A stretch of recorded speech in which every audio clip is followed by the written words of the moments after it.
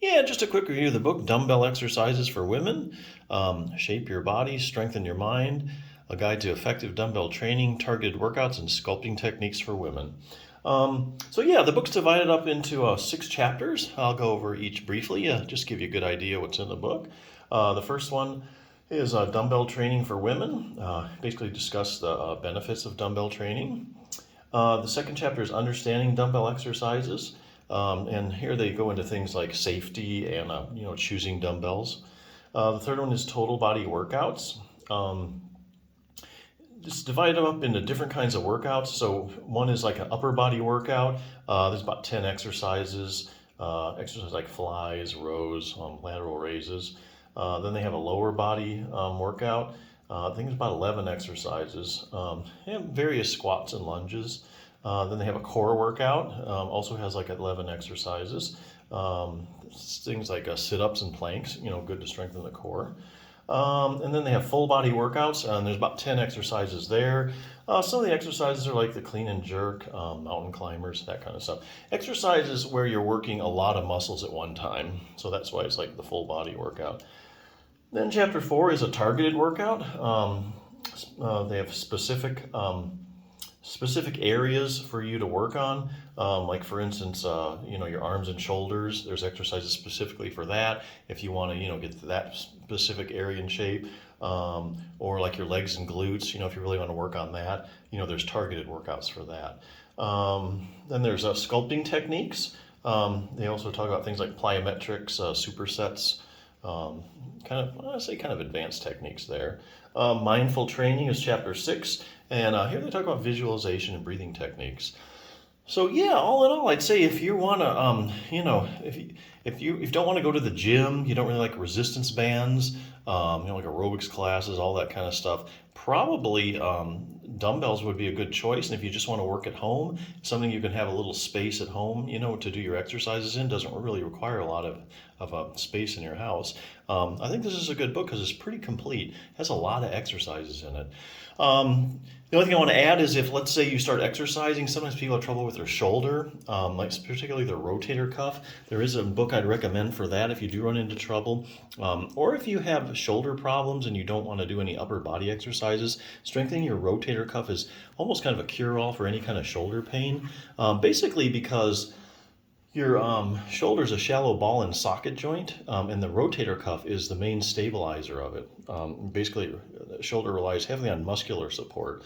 So you really got to have a strong rotator cuff. And when you get the rotator cuff stronger and you get more stability, a lot of shoulder issues go away.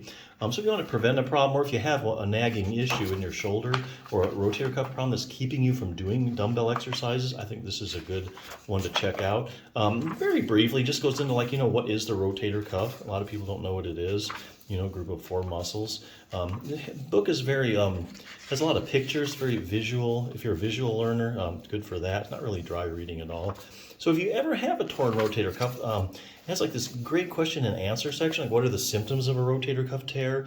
Are there any special maneuvers that tell me I might have torn my rotator cuff? Where exactly does it tear at? Those are the other things, like are there different kinds of tears? A couple questions you really need to know. Like, I have a torn rotator cuff and I'm in a lot of pain. I need surgery, right? Well, not necessarily. This book is heavily into studies and supporting everything that it has you do and the answers. So I went through all the studies where basically they take people that have like a rotator cuff tear and they measure the size of the tear, and then they measure, how much pain are you in, like 0 to 10. And they find sometimes there's not necessarily a good correlation between the size of your rotator cuff tear and how much pain you're in. For instance, they find people that have big tears that don't have any pain, so you can have an asymptomatic rotator cuff tear. And they find people with small tears that basically don't, that just have a lot of pain. So just because you're in a lot of pain doesn't necessarily mean you need a repair. What will happen if I just leave my rotator cuff tear alone? Well, here again, the only way you know that is if you look at all the studies like this book has, where they take people with rotator cuff tears that go untreated and you follow them for a period of time, like 5 or 10 years. What happens? Do they have a tendency to get worse, better? Do they stay the same? And I just wonder, how does exercise compare to surgery if I tear my rotator cuff? Really good question. So the only way you know the answer to that evidence-based answer, you look at the randomized controlled trials. That's the highest form of proven medicine that a treatment's actually effective.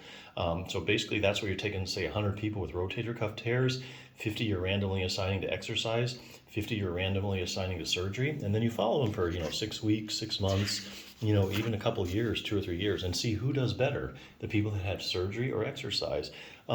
So yeah, come to find out, we're quite consistent finding in the literature, according to the randomized controlled trials, whether you have surgery or whether you do a good exercise program, you can end up at the same place. So anyway, to that end, there's an exercise program. There's basically 3 different levels, beginning, intermediate, and advanced. So wherever you're at, you can find the program for you. So yeah, just something to think about if you have any shoulder problems as you start exercising with your dumbbells, or if you're hesitant to do any overhead work because you have shoulder pain, this is something to consider. But yeah, if you're looking to get in better shape, strengthening, then yeah, definitely this is a great resource. So very complete. So check it out.